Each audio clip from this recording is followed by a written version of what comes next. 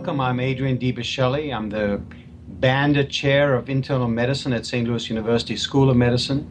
I'd like to welcome you to this video case study. It's entitled Practical Guidance and Insights for Managing Your Patients with Hepatitis B, Who to Treat and Who Not to Treat. I'll be discussing two patients and how to determine the best approach to managing these individuals. Before we begin with the first case, let's cover some background about hepatitis B. Some recent estimates suggest that there are as many as 2.2 million individuals in the United States chronically infected with hepatitis B. Nearly 1.25 million of them are foreign-born, having immigrated primarily from Asia and Africa. And with increasing immigration from these countries of high prevalence, the number of individuals in the United States with chronic hepatitis B is expected to increase further, thus heightening the need to identify and appropriately manage these individuals. Identifying the stage of hepatitis B and determining who, whether, or when to treat is based on numerous factors, and sometimes the patients don't fall exactly into the written guidelines. And this is the art of medicine. This is clinical judgment. In this video case presentation, we'll discuss two patients and how to determine the best approach to managing these two.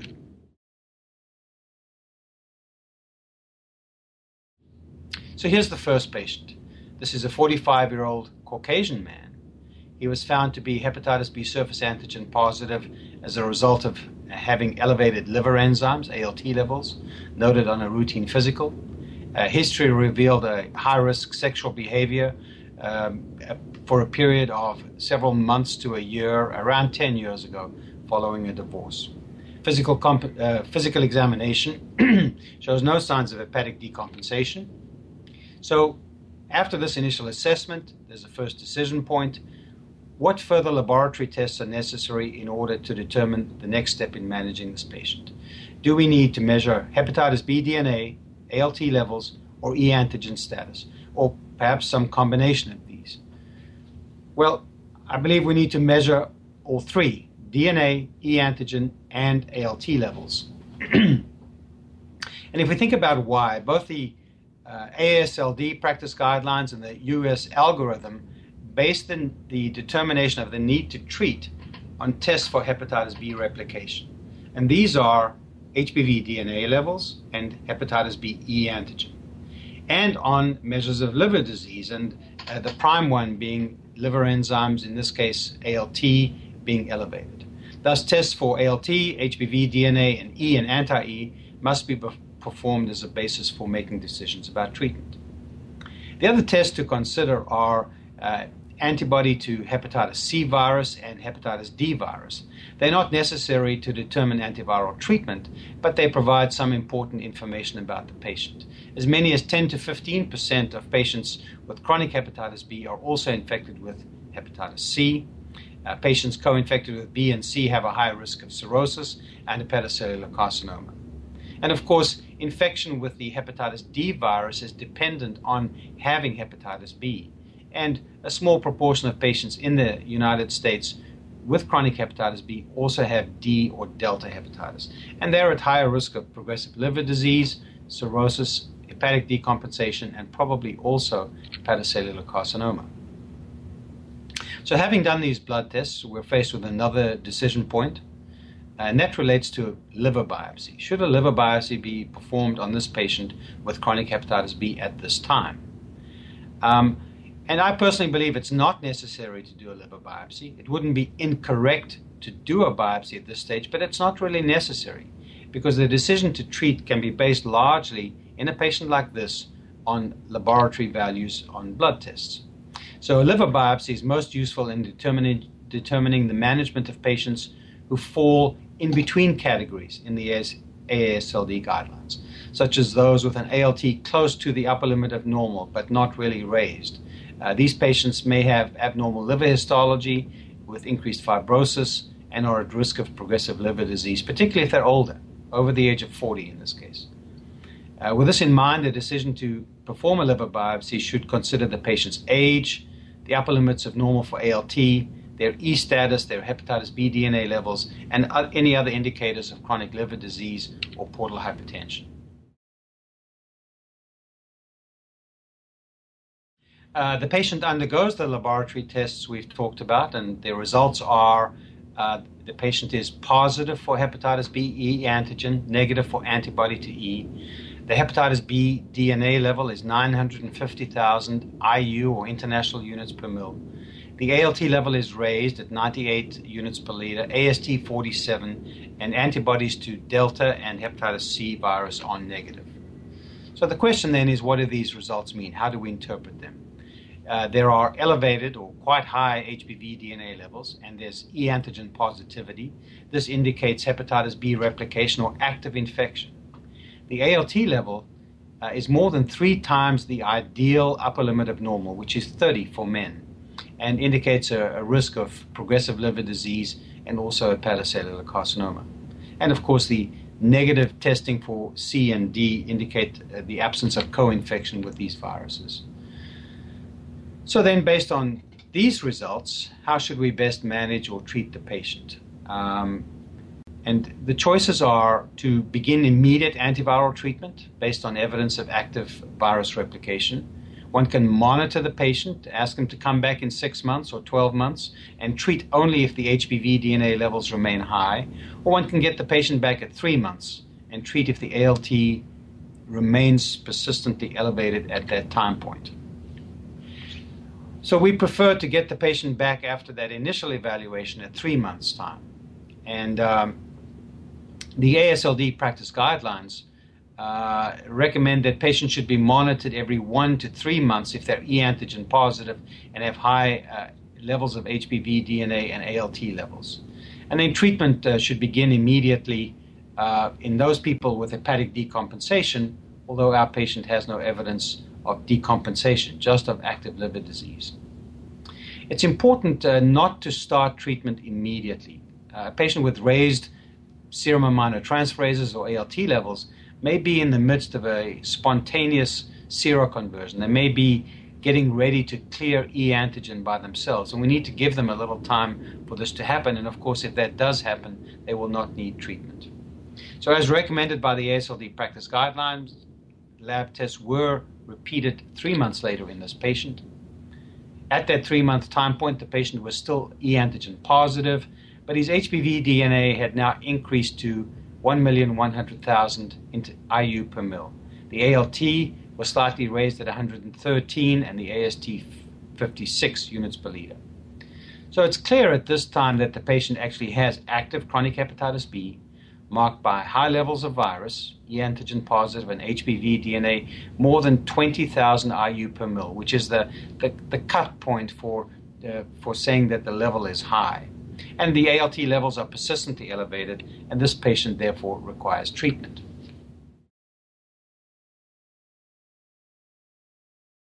So having reached this point, the question now is, what is the best treatment for this patient? There are several potential treatment options listed: tenofovir, entecavir, peg interferon alpha, standard alpha interferon, lamivudine, adefovir, or telbivudine. Tenofovir and entecavir are the agents that are most frequently used. Although there are these 7 agents that are FDA approved, first-line therapy for E antigen positive patients is now either with tenofovir or entecavir, or sometimes with peg interferon for those who do not have cirrhosis. These agents have demonstrated superior efficacy, tolerability, and have favorable resistance profiles in both E antigen positive and negative patients.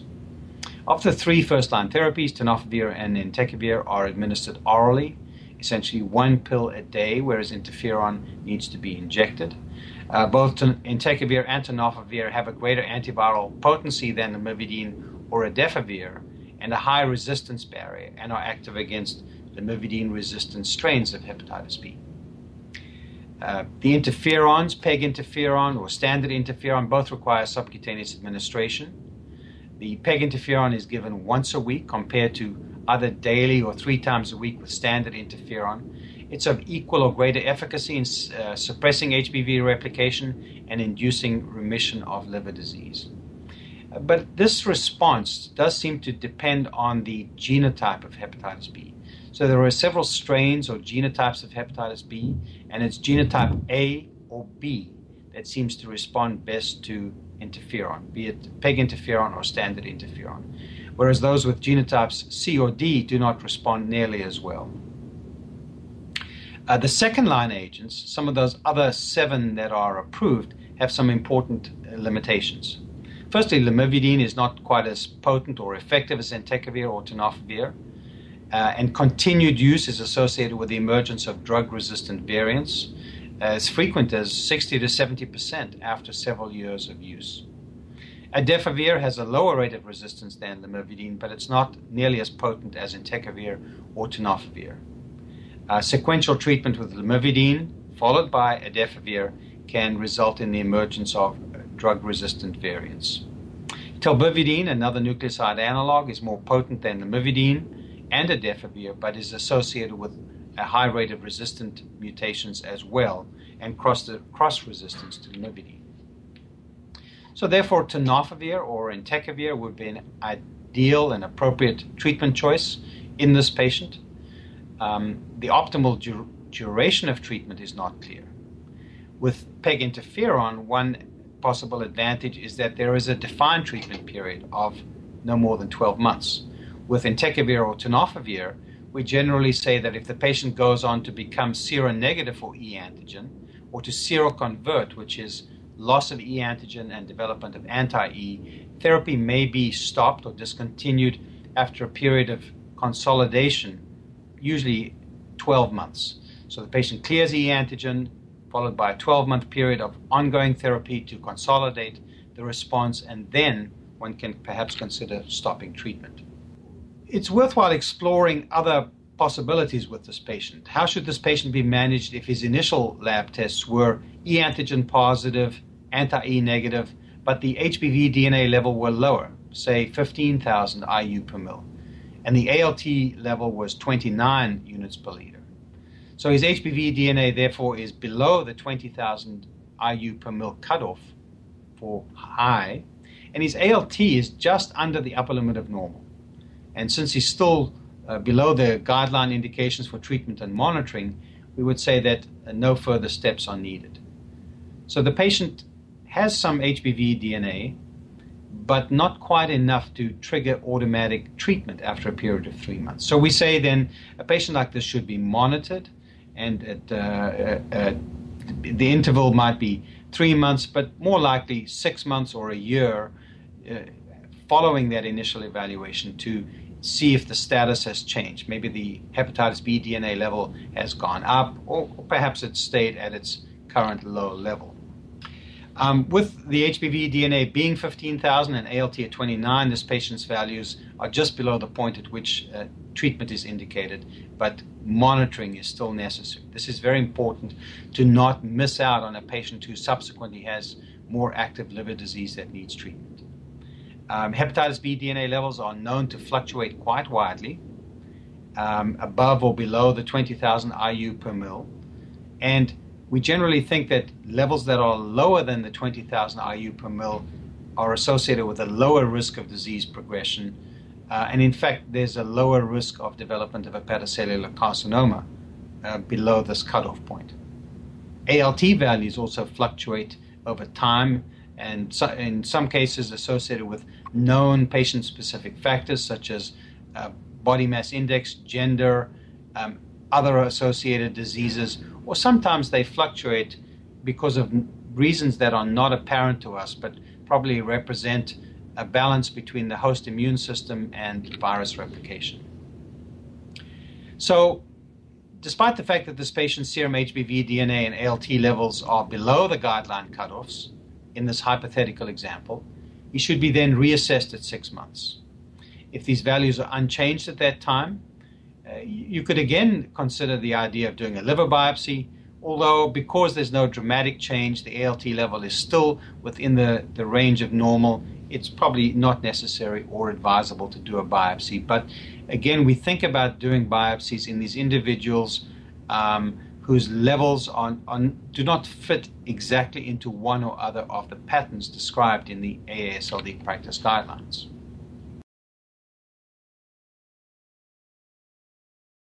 Let's transition to the second patient who has some different features to contrast to the previous patient. This patient's a 32-year-old Chinese woman. She was found to be hepatitis B surface antigen positive as part of a community screening program of interest. And as a side note, she said that she'd been told about 15 years ago that she had hepatitis B but never sought medical care. And this is a not infrequent story. She has no family history of hepatitis B or of liver cancer, and she's currently asymptomatic. Physical examination is unrevealing and shows no signs of chronic liver disease. Results of further lab testing in this person shows that she was E antigen positive, antibody to E negative. She has very high levels of hepatitis B DNA reported by the lab as greater than 150 million IU per mil. The liver enzymes were as follows: ALT 21, AST 15. Testing for antibody to hepatitis D and anti-HCV were both negative. So how would you characterize this patient's disease? Is she immune tolerant? Is she an inactive carrier of hepatitis B? Or could she perhaps be having an acute exacerbation or a flare of chronic hepatitis B? Well, she fits in the category of being immune tolerant best. With this very high level of HBV DNA and persistently normal ALT, this patient appears classical for the immune tolerant form of hepatitis B. Of note, her serum ALT level is not quite normal. It's not quite below the ideal level of 19 for a woman, but it's still within the normal range for most laboratories. Although we don't know how this patient acquired her hepatitis B, a significant percentage of these immune tolerant patients had perinatally acquired hepatitis B. So she's probably had it since shortly after birth. And these patients may go on over time to develop E antigen positive chronic hepatitis B. That is, the disease may become more active at a later time.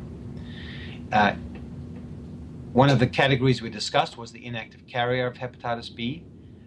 These patients have persistently normal ALTs, like this patient, but they're typically E antigen negative, and they have much lower levels of hepatitis B DNA, usually less than 2,000 IU per mil. Patients experiencing an acute exacerbation or flare of hepatitis B may have elevated levels of hepatitis B DNA, but their ALT levels are usually quite high. They may be as high sometimes as 10 times the upper limit of normal. So given that this patient has immune tolerant hepatitis B, how should she be best managed? She does not require treatment at present, but needs to be monitored on a regular basis every 3 to 6 months. It's worth noting that her high viral load does put her at risk of hepatocellular carcinoma, thus raising the question of whether she should begin antiviral therapy immediately. But she probably does not require therapy at this time. However, the statement about her being at increased risk of HCC is indeed correct, and it's worth examining the host and viral factors that increase the risk for hepatocellular carcinoma. And these include male gender. Well, of course, this patient is a female, decreasing her risk somewhat. Family history of hepatocellular carcinoma is very important, and by itself is an indication for treatment with antiviral agents in somebody with hepatitis B. Our patient has a negative family history. Older age, well, she's in her 30s. She has not yet entered the high-risk age for HCC. Patients who have a history of seroconversion and seroreversion from E antigen positive to negative and back to positive again have a higher risk of HCC. The presence of cirrhosis, often associated with active liver disease, increases the risk of cancer. There's several papers now suggesting that certain genotypes of hepatitis B, in particular genotype C, increase the risk of HCC. Certain mutations within the virus, the basal core promoter mutation, seems to be associated with a higher risk of HCC. Co-infection, either with hepatitis C or hepatitis D, seem to accelerate the liver disease, making cirrhosis occur more frequently, earlier, and therefore increasing the risk of HCC. And then the levels of virus by themselves, the presence of E antigen and the height of the level of HBV DNA are risk factors for HCC. So then, in light of this evidence that there's a correlation between how high the HBV DNA levels are and the risk of HCC, it's very tempting to begin antiviral treatment early on in patients with high levels of virus. It seems logical that if you lower the level of virus with antiviral agents, you decrease the risk of cancer. However, there's no definitive evidence that this actually occurs. And almost certainly, we'd be committing these patients to very long-term, if not lifelong, therapy. These therapeutic agents that we've talked about, tenofovir and entecavir in particular, appear to be very safe, but very long-term use for decades, as might be contemplated in a patient like this, has really not been evaluated. And so we're not certain about the safety of these agents over a very extended period of time. As I mentioned already, this particular patient does not have a family history of hepatocellular carcinoma. If a first-degree relative was known to develop cancer, a sibling or a parent, treatment should really be considered, would be recommended in an individual like this. So therefore, at this time, that's how we came to the conclusion that treatment is not recommended at this time. Instead, regular monitoring of ALT at 3 to 6 month intervals and hepatitis B e antigen every 6 to 12 months is suggested.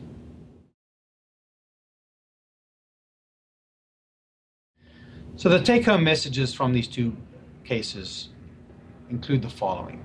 The patient's status can be assessed by measurement of liver enzymes, that is ALT, and viral load, hepatitis B DNA, and should be done over a period of time. Repeat measures should be taken initially every 3 to 6 months, later on 6 months or beyond, and this will help establish a baseline and a pattern over time. One can consider doing a liver biopsy to help clarify patient status and the need for treatment. Thus, if a patient falls in between categories as defined by the ASLT practice guidelines, but a liver biopsy shows active liver disease, that patient probably needs to be treated now. Patients with active liver disease should be started on antiviral therapy promptly, whether it be defined on liver biopsy, as we just talked about, or lab tests, raised ALTs that persist, and high levels of hepatitis B DNA. Patients who are immune tolerant to hepatitis B do not need treatment, at least at this time, but should be observed every 3 to 6 months to see if their status changes, and if the disease becomes more active at some time in the future, they may become candidates for treatment at that time. Thank you very much.